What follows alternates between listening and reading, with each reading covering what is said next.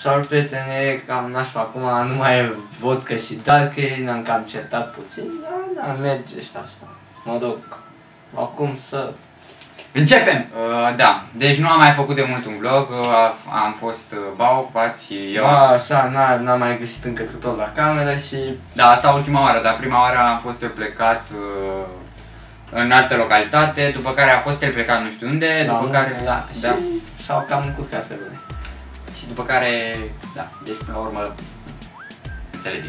Salut! Lume, Salut! Gheorghe, Am 2 picioare și ouă. Da, ce să vă mai zic, știți, am pus eu odată un clip că îmi fac channel de gaming. Păi mi l-am făcut, vi las aici, sper să dați un click, un subscribe, o chestii și...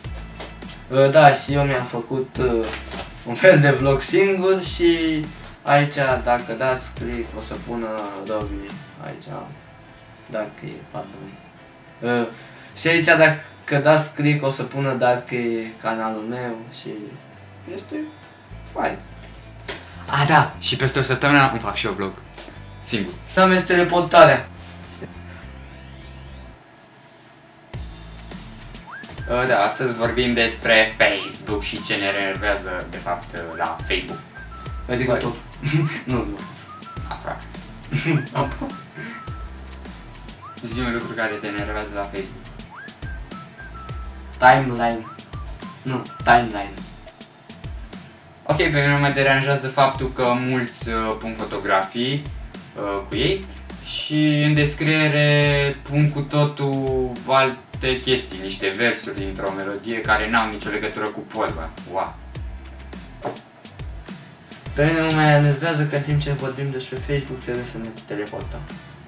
Pe mine nu mă deranjează. E cam troll. Ce mă mai deranjează la faptul că unii oameni pun tag la poze, mă tăguiesc și pe mine și eu n-am nicio legătură cu poza aia. Pur și simplu pun o grămadă de taguri la o imagine cu Mickey Mouse, de exemplu, și... What the... Da, și pe mine mă deranjează rău. De exemplu, își fac poze pe web unele pițipante și își pun ele acolo ca prieteni mulți, nu? Sunt vagabante. Da, sau se filmează cu webcam sau nu, se pozează cu webcam. Nu știu, sunt o grămadă de chestii enervante de care noi ne-am săturat. Da. Curând pregătim un episod special, un fel de mini-scenetă, o să vedeți despre ce e vorba. Sper să îl uploadăm zilele astea.